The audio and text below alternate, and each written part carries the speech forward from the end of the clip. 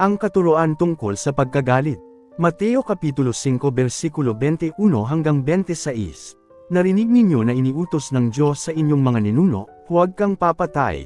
Ang sinumang pumatay ay mananagot sa hukuman.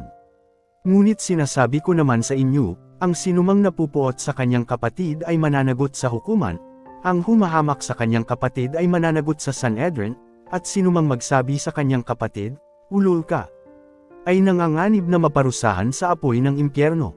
Kaya't kung mag-aalay ka ng handog sa dambana para sa Diyos at naalala mong may sama ng loob sa iyo ang iyong kapatid, iwan mo muna ang iyong handog sa harap ng dambana at makipagkasundo ka sa kanya. Pagkatapos, magbalik ka at maghandog sa Diyos. Kung may ibig magsakdal sa iyo, makipag-ayos ka agad sa kanya bago makarating sa hukuman ang inyong kaso. Kung hindi ay dadalhin ka niya sa hukom, at ibibigay ka nito sa tanod, at ikukulong ka naman sa bilangguan. Tandaan mo, hindi ka makakalabas doon hanggat hindi mo nababayaran ang kahuli-hulihang piso na dapat mong bayaran.